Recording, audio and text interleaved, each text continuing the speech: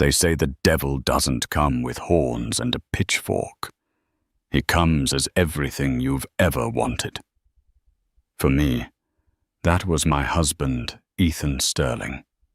We had the south of Houston Street loft, the Hamptons weekends, the life straight out of a magazine. I was 7 months pregnant with our first child, floating on a cloud of bliss. I believed our life was a fortress of love. But a fortress can be brought down by the smallest, most insignificant thing. In my case, it wasn't a wrecking ball that shattered my world. It was a single diamond stud earring, one that didn't belong to me. Life for Emily Sterling was a meticulously curated masterpiece. Their duplex apartment in south of Houston Street wasn't just a home. It was a feature in Architectural Digest. Floor-to-ceiling windows offered a panoramic view of a city that felt like their personal kingdom. The walls were adorned with art. She had personally selected a nod to her past life as a gallery curator before she dedicated herself to building a home with Ethan. Ethan Sterling was the kind of man who seemed sculpted from ambition and charm. At 35, he was a rising star in New York's cutthroat real estate development scene. He had a magnetic confidence that drew people in and a smile that could disarm the most hostile boardroom. To Mia, he was more than a provider. He was her partner, her best friend, the man who would kiss her growing belly each morning and whisper promises to their unborn son. They were in the final stages of preparing the nursery. It was a serene space, painted in soft shades of cloud blue and dove grey.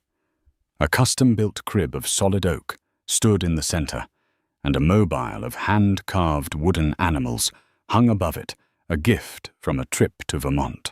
Mia would spend hours in the plush rocking chair, one hand on her stomach, feeling the gentle flutters of the life inside her, and dream of the moment Ethan would place their son in her arms. "It's perfect, isn't it?" Ethan had said just last night, wrapping his arms around her from behind as she stood admiring the room. He rested his chin on her shoulder, his hands mirroring hers on the swell of her belly. Everything is perfect. And it was, or so she believed. The illusion began to crack on a Tuesday afternoon. Ethan had returned late from a business trip to Chicago, claiming exhaustion. He'd dropped his travel bag by the door, given her a perfunctory kiss, and headed straight for the shower. It was a small deviation from their usual routine. Normally he'd regale her with stories from the trip, his victories in meetings, the annoying clients. But she chalked it up to fatigue. As she unpacked his bag to do his laundry, a routine act of care she'd always performed. Her fingers brushed against something small and hard in the Dop kit's side pocket. She pulled it out. It was a single earring, a small, elegant diamond stud set in platinum. Mia's heart gave a painful lurch. It wasn't hers. Her own jewelry was classic and understated, mostly gold heirlooms from her mother. She didn't own anything like this. She held the tiny object in her palm. It was so small, yet it felt as heavy as an anchor, pulling her down into a cold, dark place. Her mind raced desperately, searching for a logical explanation. A gift for her. Maybe a surprise. But Ethan was terrible at surprises. His excitement always gave him away. And why would a single earring be tossed carelessly into his wash bag? She walked into the bedroom. Ethan was out of the shower, wrapped in a towel, scrolling through his phone. "Hey, you," he said, smiling, though his eyes didn't quite leave the screen. "Hi," Mia replied, her voice strained. She held up the earring. "I found this in your bag. Is it a surprise for me?" She tried to sound playful, hopeful, but a tremor of fear laced her words. Ethan glanced up. For a fleeting microsecond, A flicker of panic crossed his face before his smooth, practiced composure took over. He chuckled a sound that didn't reach his eyes. "Oh, that. Must be something from the hotel cleaning crew. You know how things get mixed up in laundry services. I'll toss it." He reached for it, his movements a little too quick, a little too eager to dismiss it. But Mia didn't hand it over. She closed her palm around it, the sharp edges of the setting digging into her skin. A hotel cleaner's earring. A platinum-set diamond stud. It was a lie. A sloppy, insulting lie. "Right," she said, her voice barely a whisper. "The cleaning crew." She didn't press further. Not then. She knew instinctively that a direct confrontation would only be met with more lies, more gaslighting. Ethan was an expert negotiator. He could talk his way out of anything. But the earring was a crack in the facade of their perfect life, and as she lay in bed that night, feigning sleep, while her husband breathed evenly beside her, Mia felt a terrifying certainty. She had to look deeper. She had to know what was on the other side of that crack, even if she feared it would swallow her whole. The gilded cage had suddenly grown cold, and its golden bars felt like ice against her skin. The next few days were a master class in deception on both their parts. Mia played the role of the serene, expectant mother discussing baby names and Lamar's classes. Ethan played the devoted husband, attentive and affectionate, perhaps a little too much so. He brought her flowers for no reason, offered to give her foot massages, and complimented her pregnancy glow with a new fervor. It was a performance, and Mia was a captive audience to a play she never wanted to see. Her investigation began with a gnawing suspicion that felt like acid in her stomach. She started small, paying attention to his phone. It was now always with him, face down on the table or tucked into his pocket. The password, once a shared anniversary date, had been changed. When she casually asked about it, he'd waved it off. "New company security protocol. They're making us all use biometrics now." Another lie, smooth and plausible. The breakthrough, if one could call it that, came on a Friday night. Ethan was at a charity gala for his company. He'd sent her a picture of himself in his tuxedo, smiling broadly next to his boss with the text, "Wish you were here, beautiful. Thinking of you and our little man." Mia's heart ached. Part of her desperately wanted to believe him, but the earring in her jewelry box, hidden away like a dark secret, wouldn't let her. Fueled by a surge of adrenaline and dread, she went to his home office. They had a shared family iPad synced to his iCloud account. He often used it to review blueprints on a larger screen. She prayed he hadn't thought to log out. He hadn't. Her hands trembled as she opened the Messages app. The synced blue and grey bubbles began to populate the screen. And there it was. A thread with a name she didn't recognize, Chloe Vance. The messages went back months. "Chloe, you were amazing last night, still buzzing. Ethan, the feeling is mutual. Chicago was worth it just for that. Chloe, did you get home okay? Hope the wife didn't ask too many questions. Ethan, she suspects nothing. She's too busy nesting." The word nesting hit her like a physical blow. He was using her pregnancy, her love for their child, as a cover for his deceit. She scrolled further, her vision blurring with tears. There were photos, Chloe. A stunningly beautiful woman in her mid-20s, with sharp, ambitious eyes, posing in a hotel room. In one, she was wearing a single diamond stud earring. Mia's breath hitched. The messages were a nauseating mix of lust, logistics, and mockery. They talked about her, the pregnant wife, with a casual cruelty that stole the air from her lungs. Chloe was an intern at his firm, an overused line, so painful it felt like a parody. Mia sank to the floor, the cold hardwood, a stark contrast to the fire of betrayal burning through her veins. The room spun. The perfect life, the loving husband, the happy family. It was all a lie. A carefully constructed set, and she was the unwitting, foolish lead actress. She wasn't just betrayed. She was a punchline in their sordid little affair. She sat there for what felt like hours, her hand protectively on her belly, as if she could shield her son from the poison that had just contaminated their world. A storm of emotions raged within her, white-hot anger, profound sorrow, and a terrifying, icy clarity. She couldn't stay. She couldn't bring a child into a home built on such a rotten foundation. When Ethan came home around midnight, humming a cheerful tune, she was waiting for him in the living room. The lights were off, save for a single lamp that cast long, ominous shadows. The iPad was on the coffee table, the screen lit up with his messages to Chloe. He saw it, and his jovial facade crumbled. The color drained from his face. For the first time since she'd known him, Ethan Sterling looked speechless.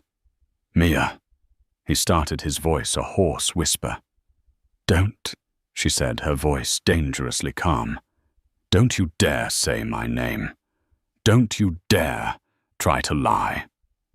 "It's not what it looks like," he stammered, the classic pathetic defense of the guilty.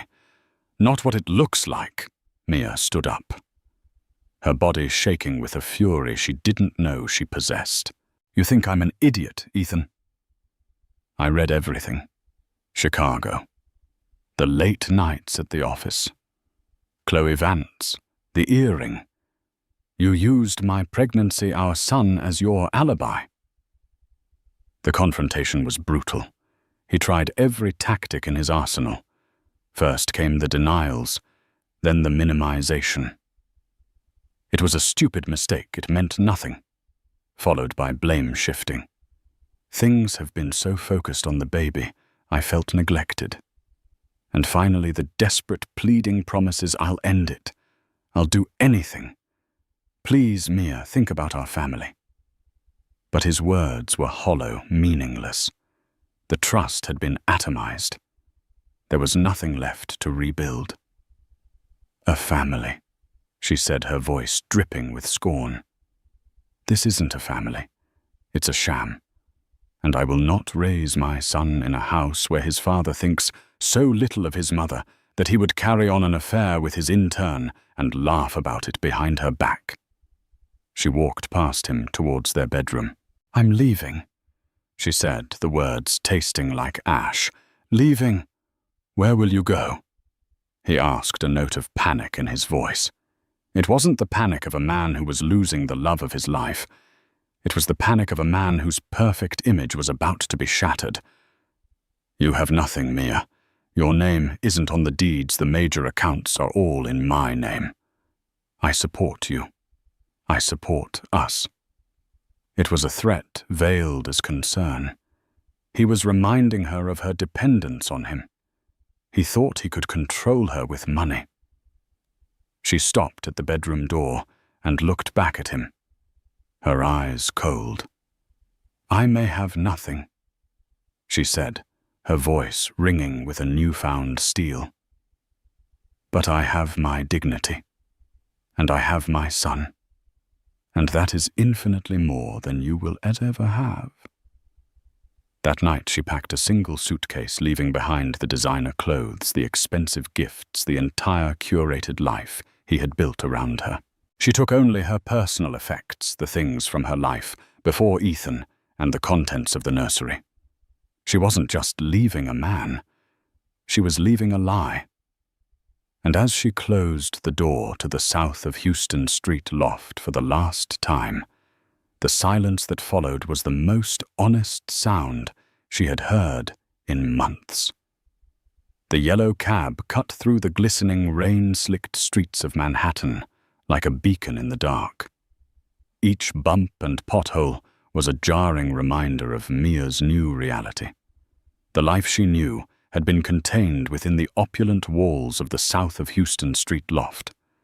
Now her entire world was packed into one suitcase and a few cardboard boxes filled with baby clothes and unassembled nursery furniture. Her destination was the one place she knew she would be safe: her best friend Sarah's apartment in Brooklyn. Sarah Miller was a no-nonsense journalist who had been Mia's college roommate and her anchor ever since. When Mia had called her, sobbing and incoherent, Sarah's response was immediate and unwavering. "I'm on my way." "No, don't wait. Just get in a cab. The spare room is yours." Sarah's apartment was a fourth-floor walk-up in Park Slope. The contrast with Mia's former home was stark. Instead of polished concrete floors and minimalist furniture, there were worn wooden floors, overflowing bookshelves, and a cozy lived-in clutter that spoke of a life filled with books and deadlines, not galas and appearances. Sarah met her at the door, her expression a mixture of fury and profound sympathy. She didn't offer platitudes or empty reassurances. She simply wrapped Mia in a fierce hug, held her while she cried, and then wordlessly helped her carry the boxes up the 4 flights of stairs. The following days blurred into a fog of grief and logistical nightmares. Mia felt hollowed out, a ghost haunting someone else's life. The spare room was small, with a window that looked out onto a brick wall, but it was a sanctuary. She would sit on the edge of the bed for hours, her hands on her belly, whispering apologies to her unborn son for the turmoil she had brought upon him. Ethan, of course, did not go quietly. Her phone was bombarded with his calls and texts. They cycled through the predictable stages: feigned remorse, angry accusations, and then desperate pleas. "Ethan. Mia. Please just talk to me. We can fix this. Ethan. You're being irrational. You're pregnant and hormonal. Don't throw our lives away. Ethan. I've ended it with Chloe. She's gone. Fired. It's over. It was always you. Ethan. Are you really going to do this? Raise our son in some stranger's apartment. He deserves his father. He deserves his home." Each message was a small, calculated cruelty designed to make her doubt herself. He tried to weaponize her pregnancy, her love for their child, against her. He even had his lawyer send a letter, a formal, intimidating document that spoke of parental rights and marital assets, subtly reminding her of how little she had in her own name. The sterling fortune, the empire he was so proud of, had been structured to protect him. Their prenuptial agreement, which she'd signed without a second thought in a haze of love, was ironclad. It entitled her to a modest, one-time settlement, enough to live on for a year or two, but a pittance compared to his wealth. He had designed their life to ensure she could never leave. Mia showed the letter to Sarah, her hands shaking. "He's right," Mia whispered, the fight draining from her. "What am I going to do? I'm 7 months pregnant. I have no job, no savings to speak of." Sarah snatched the letter from her, her eyes blazing. "No, we are not doing this. He's a coward trying to scare you. You are the smartest, most resourceful person I know. You were a brilliant curator before you met that parasite. This isn't the end, Mia. This is a reboot." Sarah became her fortress. She fielded the calls from Ethan, blocking his number. She made sure Mia ate, even when grief had stolen her appetite. She set up a consultation with a fierce female divorce lawyer who looked at Ethan's letter with a predatory grin. "Oh, he wants to play hardball," the lawyer, Ms. Diaz, had said. "Good. I love a challenge." Despite this bubble of support, Mia felt an overwhelming sense of vertigo. Her future, once a brightly lit path, was now a terrifying void. The stability she had taken for granted was gone. One day she was planning a baby shower with a guest list of New York's elite. The next she was applying for Medicaid and trying to figure out how to assemble a second-hand crib in a room barely big enough to hold it. The shame was a constant, suffocating companion. The friends she shared with Ethan, the society women she'd had lunch with, were now a source of anxiety. Whose side would they take? She could imagine the whispers, the pitying looks. Poor Mia. He left her while she was pregnant. Or worse, she must have done something to drive him away.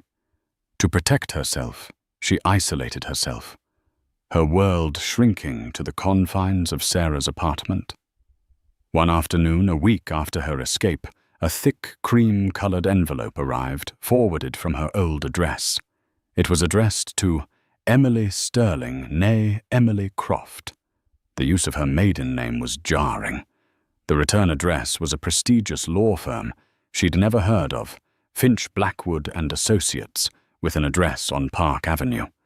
She assumed it was another legal threat from Ethan, sent through a different firm to intimidate her.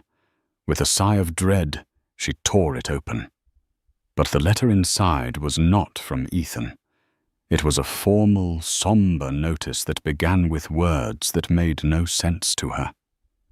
Dear Miss Croft, it is with regret that we inform you of the passing of your maternal grandfather, Mr. Sebastian Blackwood. Mia stared at the name. Sebastian Blackwood. She had no grandfather named Sebastian Blackwood. Her mother, Eleanor Croft, had been an orphan, a struggling artist who had died when Mia was a teenager. She had been Mia's whole world, and her story had always been one of solitude, of having no family to speak of. The letter continued speaking of a last will and testament, and requesting her presence for a private reading. It referred to her as the sole surviving heir. It had to be a mistake, a clerical error, someone with a similar name.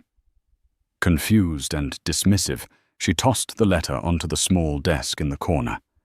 It was just another piece of paper in a life that had suddenly become overwhelmingly complicated. She had a divorce to navigate, a baby to prepare for. She had no time for administrative errors or ghosts from a past that wasn't hers. She had no idea that the letter she had just discarded was not an error, but a key that was about to unlock a door to a life beyond her wildest, most grief-stricken imagination. The letter sat on the desk for 2 days, an elegant, creamy enigma in the cluttered corner of the spare room. Mia tried to ignore it, focusing on the immediate, tangible problems in front of her, finding a new obstetrician, researching affordable childcare, and battling the waves of nausea that were a symptom of both her pregnancy and her profound stress. But the name on the letter, Sebastian Blackwood, echoed in her mind. It felt important somehow. On the 3rd day, propelled by a mixture of curiosity and Sarah's relentless encouragement, what if it's not a mistake? The worst that happens is you waste an hour. Mia called the number at the bottom of the page. A polite, formal secretary answered. When Mia gave her name, the woman's tone shifted immediately, becoming deferential and warm. Miss Croft. Yes, of course. Mr. Finch is expecting your call. Please hold. A moment later, a calm, resonant voice came on the line. Miss Croft. This is Alistair Finch. Thank you for calling. I am so very sorry for your loss. I think there's been a mistake, Mia said quickly. My mother was an orphan. I don't have a grandfather. There was a pause on the other end of the line. Your mother was Elena Croft, was she not? An artist specialized in watercolor landscapes. Mia's heart skipped a beat. Yes. How did you know that? Ms. Croft, Mr. Finch said, his voice gentle but firm. There is no mistake. Sebastian Blackwood was your grandfather. It is a complex family history and I believe is best discussed in person. Could you possibly come to our offices tomorrow morning? The next day, Mia found herself standing before a towering limestone building on Park Avenue, a world away from Sarah's Brooklyn walk-up. The offices of Finch Blackwood and Associates were the epitome of old-world power and wealth. The lobby was hushed, clad in dark mahogany and polished marble. Alistair Finch was a man in his late 60s, with kind eyes, a perfectly tailored suit, and an air of quiet authority. He greeted her, not with a handshake, but with a small, sympathetic bow of his head, gesturing for her to sit in one of the plush leather chairs opposite his enormous desk.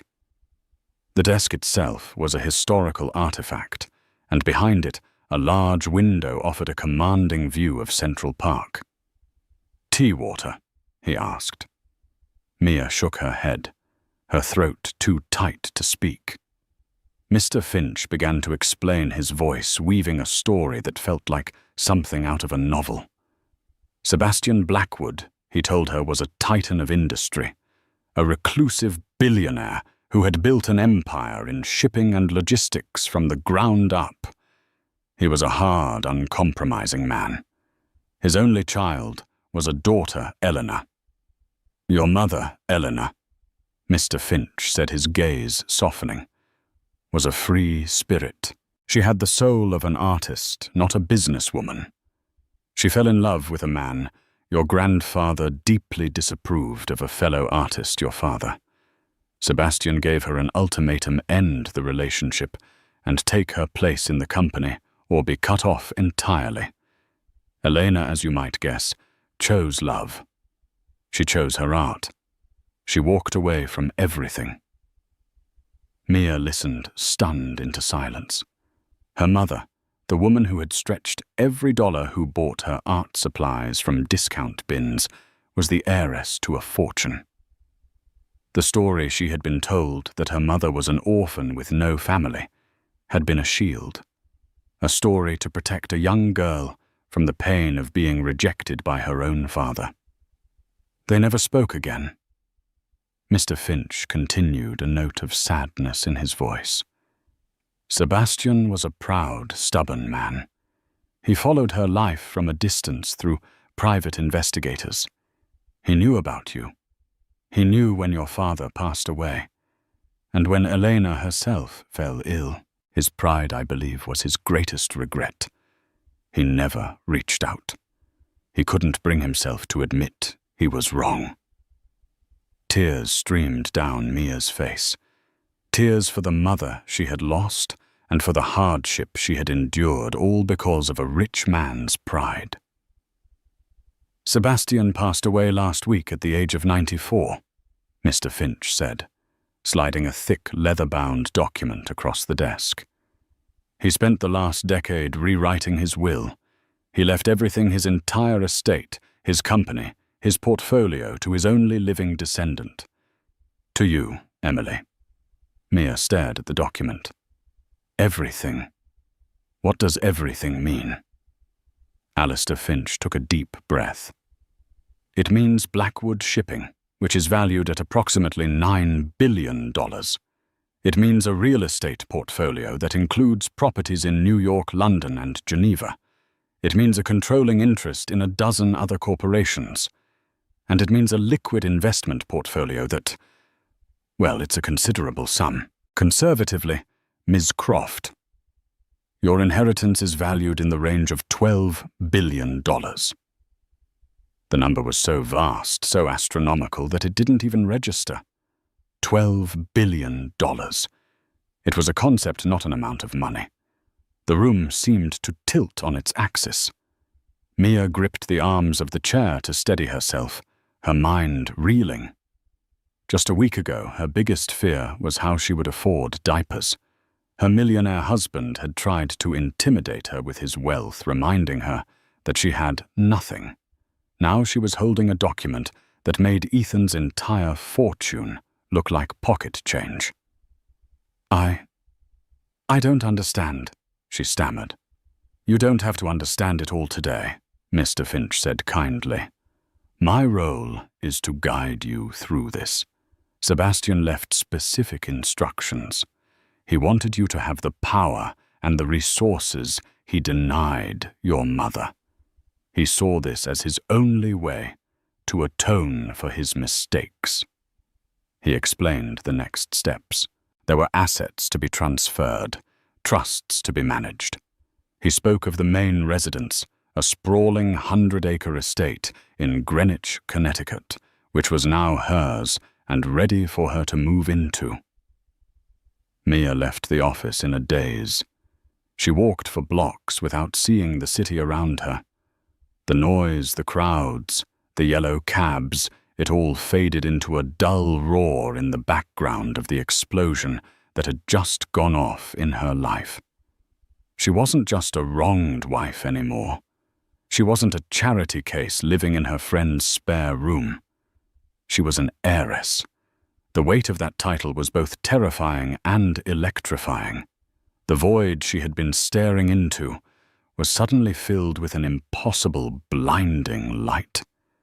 She didn't know what this new life would look like or who she would become in it. But as she placed a hand on her belly, she knew one thing for certain. Her son would never want for anything. And his father, Ethan Sterling, was about to get the shock of his life. The drive to the Blackwood estate in Greenwich was a surreal journey from one reality to another.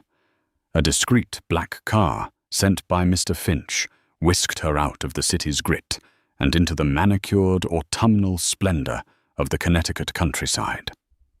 They passed through a pair of imposing wrought-iron gates, the name Blackwood artfully twisted into the metal, and proceeded down a winding, tree-lined driveway that seemed to go on for miles. And then the house came into view.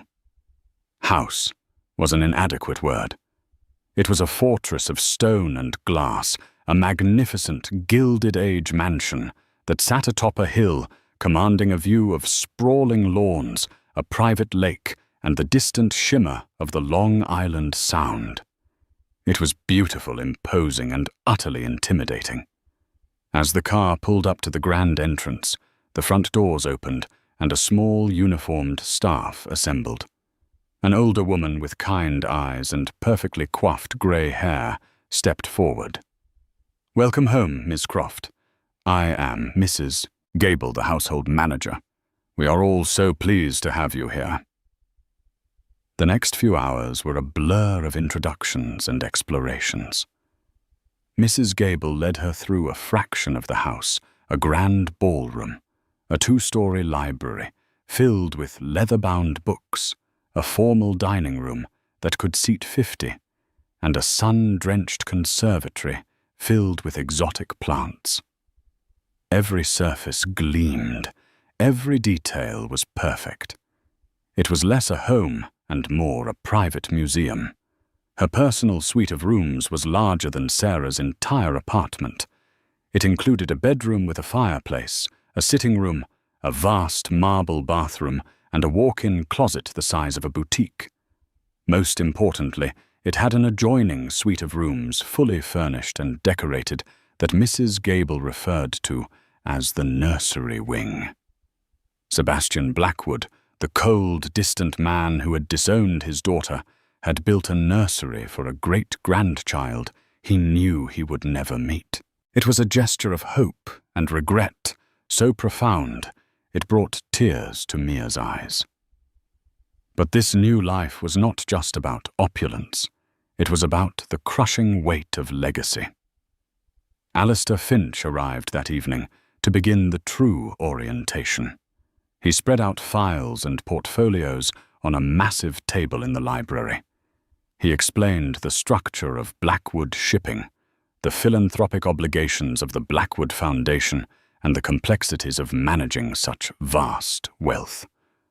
Sebastian wasn't just a rich man, Emily, Mr. Finch explained, using her first name for the first time. He was a builder. He built an empire, and he has now handed you the crown. What you do with it is up to you." The pressure was immense. Mia felt like an imposter, a girl playing dress-up in a queen's robes. She had curated art galleries, not corporate takeovers. She knew about impressionism, not international shipping logistics. In the days that followed, she began to piece together a portrait of the man whose legacy she had inherited. She found his private study, a room left untouched since his death. It was filled with maps, ship models, and the scent of old paper and tobacco. On his desk was a single, silver-framed photograph. It was a picture of her mother, Elena, as a young woman, smiling with paint smudged on her cheek. He had kept it all these years. In a locked drawer, she found a collection of journals. They were her mother's, sent back to Sebastian by her landlord after her death. He had kept them, but had he ever read them? Mia spent her nights reading her mother's words, discovering the woman she had only known through a child's eyes. She read about her mother's love for her father, her passion for art, and the deep, abiding pain of her family's rejection. "I see his face in the society pages sometimes," Elena had written in one entry. "He looks older. So stern. Does he ever think of me? I chose my own life, my own love, and I don't regret it. But there is a part of my heart that will always be a soul-empty room, a room that only a father's love could have warmed." Reading those words, Mia's mission began to crystallize. This inheritance wasn't for her. It was for her mother. It was a chance to live the life of security Eleanor had been denied, and to reshape the cold corporate Blackwood legacy into something warmer, something more aligned with her mother's spirit. The money wasn't the point. The power was. The power to create, to help, to build something meaningful. She started to take control. She held her first meetings with the board of the Blackwood Foundation, surprising them with her incisive questions and her clear vision. She wanted to shift its focus from funding sterile hospital wings to creating massive arts endowments and scholarships for underprivileged artists, the kind of program that would have changed her mother's life. She began to transform the imposing mansion into a home. She had flowers from the estate's greenhouse placed in every room. She opened the heavy drapes to let in the light. She instructed the chef to prepare simpler comfort foods instead of fussy formal meals. She was no longer Emily Croft, the scared, abandoned wife. She was Emily Sterling Blackwood, and she was stepping into her power. Her transformation was not lost on the outside world. The news of Sebastian Blackwood's mysterious heir had broken in the financial press, and speculation was rampant.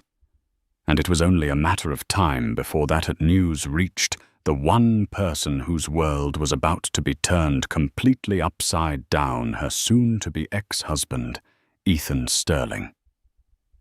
Ethan Sterling found out about Mia's inheritance the same way the rest of the world did, through a headline in the Wall Street Journal. The article, titled "The Blackwood Enigma Reclusive Billionaire Leaves $12 Billion Empire to Unknown Granddaughter," was accompanied by a grainy, decade-old photo of Mia from her days as a gallery curator. He read it once then, twice the coffee cup in his hand, trembling so hard it rattled against the saucer. It was impossible. A joke. Mia, the quiet, artsy girl from a middle-class background, an heiress to one of the country's largest private fortunes. His first reaction was disbelief, followed swiftly by a tidal wave of incandescent rage. Not the rage of a man who missed his wife, but the fury of a gambler who had folded a royal flush, thinking it was a worthless hand. He had cast her aside, believing her to be a liability, a dependent he could easily control and discard. He had tried to intimidate her with his millions, and now those millions felt like dust.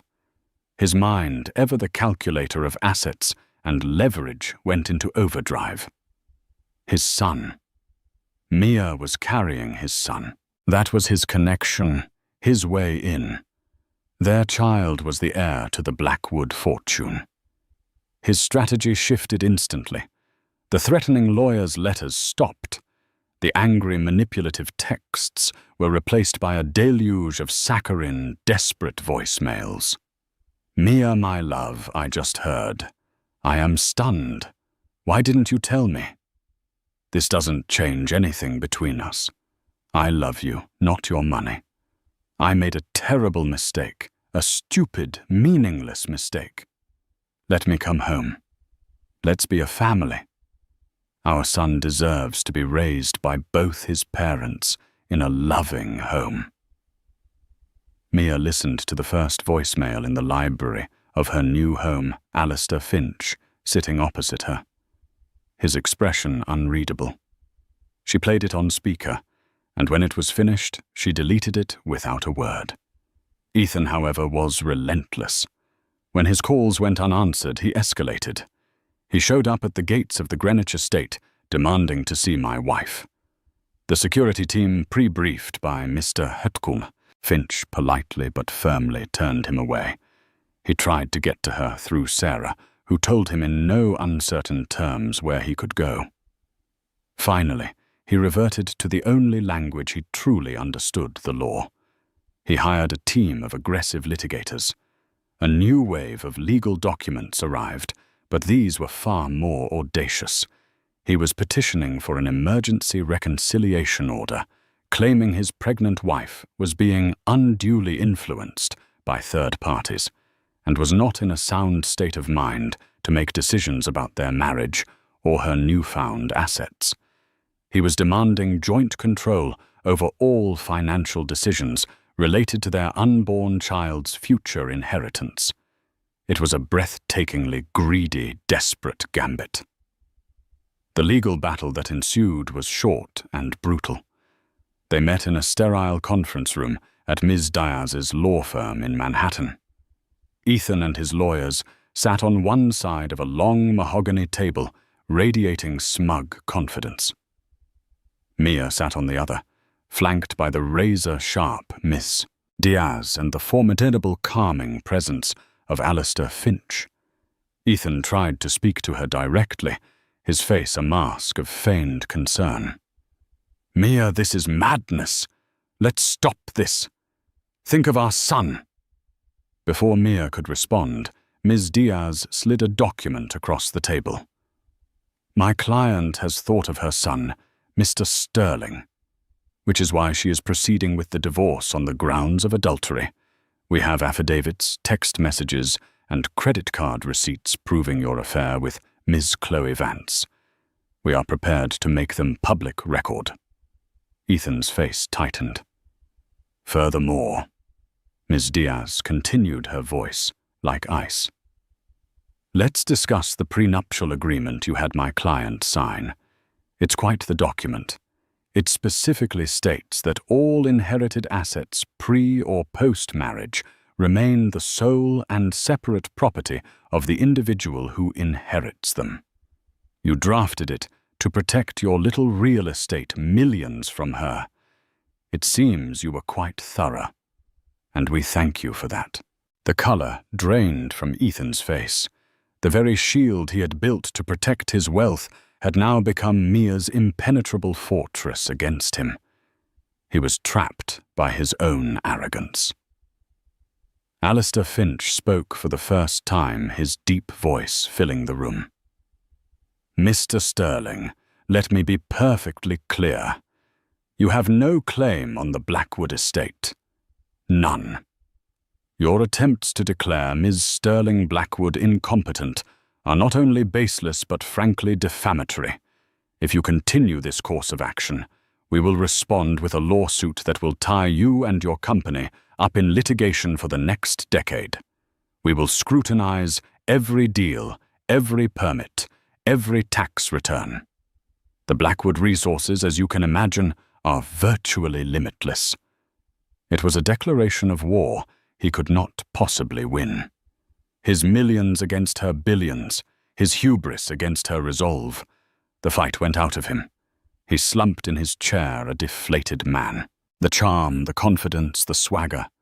It was all gone, stripped away, to reveal the small, greedy man underneath.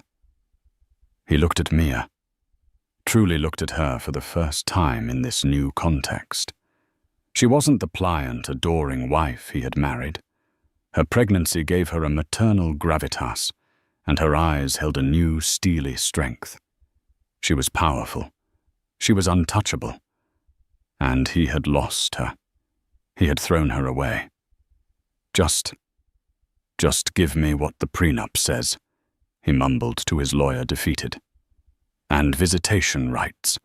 I want to see my son. Mia finally spoke, her voice clear and steady, with no trace of the tremble he remembered.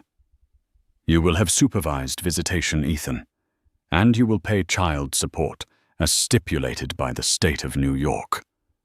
My son will know who his father is, but he will be raised in a house built on truth and respect, not lies. He had no response. He had come here expecting to fight for a piece of $1 billion pie. He was leaving with the crumbs he himself had laid out, a stark and humiliating reversal of fortune. As Mia stood up and walked out of the room, leaving him in the wreckage of his own making, she didn't look back once. The divorce was finalized, not with a dramatic courtroom showdown, but with the sterile click of a mouse. The final decree arrived as a secured PDF in an email from Miss Diaz. Mia sat in her grandfather's study, the room she had now claimed as her own, and digitally signed the document that officially dissolved the Sterling marriage. There was no pain, no lingering regret, only a profound and cleansing sense of relief, as if she had finally shed a heavy, ill-fitting coat. Ethan was now legally a stranger, a ghost from a past life. He tried one last time to breach her walls with a long, rambling email that swung wildly between bitter accusations and pathetic nostalgia. Maya read the subject line, "For the sake of what we had," and moved it to the trash folder without opening it. She would not allow his poison to touch her new world. Her focus was singular, aimed entirely at the new life stirring within her. 2 weeks before her due date, in a private suite at a top New York hospital, a world away from the crowded clinics she had been researching just months before, she went into labor. Sarah was by her side, a fierce and constant presence holding her hand, wiping her brow, and cursing Ethan's name with a creative fury that made Mia laugh through the pain. Alistair Finch, ever the loyal guardian, waited in the family lounge, looking more anxious than he ever had during a multi-billion-dollar negotiation. After 14 hours of grueling effort, a final primal push brought her child into the world. The doctor's announcement came as a gentle surprise. "It's a girl, Emily. You have a beautiful daughter." A girl. Mia had been so convinced it was a boy, so wrapped up in Ethan's narrative of his son and heir. A daughter felt like a gift from the universe, a definitive break from the past. As the nurse placed the tiny, wailing infant on her chest, Mia looked into a pair of wide, dark eyes that seemed to hold all the wisdom of the world, and she felt the last fractured pieces of her old self click into place. She was whole again, but remade into something stronger. "What's her name?" Sarah whispered, tears streaming down her face. Mia kissed her daughter's downy head, inhaling the sweet scent of new life. "Lily Hope Blackwood," she said, her voice thick with emotion. Lily for the flower that symbolizes rebirth and resilience. Hope for everything this child represented. And Blackwood, a name of strength, a name she was reclaiming from the cold grip of a patriarch, and redefining with a mother's love. The name Sterling was consciously, purposefully erased. It had no place in their story. In the months that followed, Mia's transformation from heiress to matriarch was swift and decisive. Her first major test came at her inaugural meeting as chairwoman of the board of Blackwood Shipping. She walked into a boardroom filled with a dozen silver-haired men in bespoke suits, their expressions a mixture of curiosity and deep skepticism. They saw a young pregnant woman who had inherited a position she hadn't earned. They were expecting a figurehead, someone they could easily manage. They were mistaken. Mia, dressed in a simple but elegant maternity dress, took her seat at the head of the table.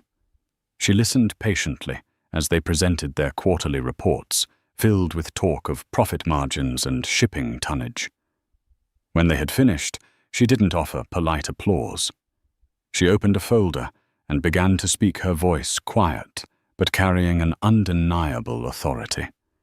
She spoke of her vision, not of dismantling her grandfather's legacy, but of evolving it.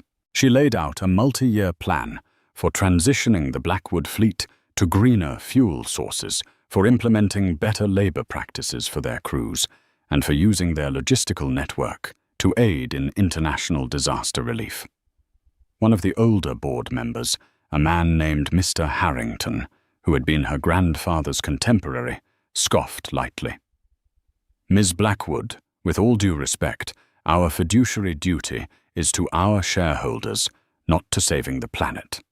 Sebastian built this company on ruthless efficiency." Mia met his gaze, her expression unyielding.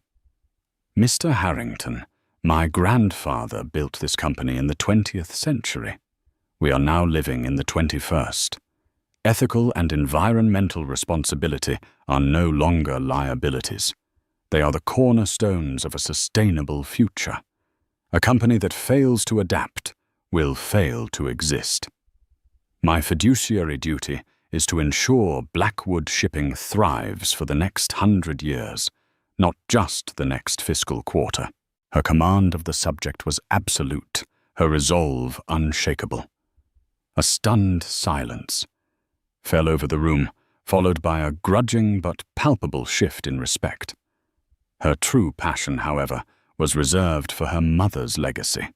The newly christened Eleanor Croft Blackwood Foundation became her life's work. She didn't just write checks from an office.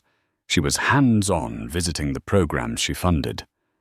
She stood in a drafty warehouse in the Bronx that had been converted into a vibrant arts collective, watching a young woman with paint-streaked hands create a mural of breathtaking beauty. The artist, a scholarship recipient, reminded Mia so much of the pictures of her own mother. This was not charity. It was justice. It was giving these brilliant, struggling creators the security and support her own mother had been so cruelly denied. Ethan, meanwhile, drifted further into irrelevance. The supervised visitations were a stark, painful tableau of his new reality. Once a month, he would sit in a bright, soulless room in a family center, awkwardly trying to hold a baby who regarded him with the same placid indifference she gave any other stranger. Maya would watch for a few minutes from behind a one-way mirror, not with anger, but with a distant clinical pity. He was a man who had traded a universe for a trinket, and the crushing weight of his miscalculation was etched onto his face. On the evening of Lily's first birthday, Mia stood on the grand stone terrace of the Blackwood estate. A gentle breeze rustled the leaves of the ancient oak trees as the sun bled across the horizon, painting the Long Island Sound in hues of rose and gold. Lily, sleepy after a day of celebration, was nestled in her arms, her small hand curled around Mia's finger. She thought back to the woman she was just 2 years ago, a woman whose entire identity was Ethan's wife. That woman had believed her perfect life was a fortress, only to discover it was a beautifully decorated prison. The betrayal had shattered her, But in the wreckage, she had found a foundation of iron she never knew she possessed. She had lost a husband who saw her as an accessory, but she had gained a legacy, a purpose and a love for her daughter that was more real and powerful than anything she had ever known. Ethan had his millions. Mia had a dynasty. He had a life of superficial pleasures. She had a life of profound meaning. She looked down at her daughter's sleeping face and felt a sense of destiny settle over her, as vast and deep as the darkening sky. She wasn't just Sebastian Blackwood's heir, fulfilling an old man's quest for redemption. She was the first in a new line. The Blackwood legacy, once a symbol of cold masculine power and regret, would now become a matriarchy, one built on creativity, compassion, resilience, and hope. She tightened her hold on her daughter, her heart full. Her reign was just beginning. Emily's story is a powerful reminder that the end of a chapter is not the end of the book. She walked through the fire of betrayal and emerged not just a survivor, but a queen who built her own throne. Her journey from a heartbroken pregnant wife trapped in a lie to a self-assured billionaire matriarch shows us that our greatest strength is often forged in our deepest pain. She lost a husband, but she found herself, her heritage, and a power she never knew she had. Her story isn't just about money. It's about the priceless value of self-worth. What did you think of Emily's incredible transformation? Could you have been as strong as her in that situation? Let us know your thoughts in the comments below. If her story of resilience and empowerment moved you, please give this video a like and share it with someone who might need to hear it.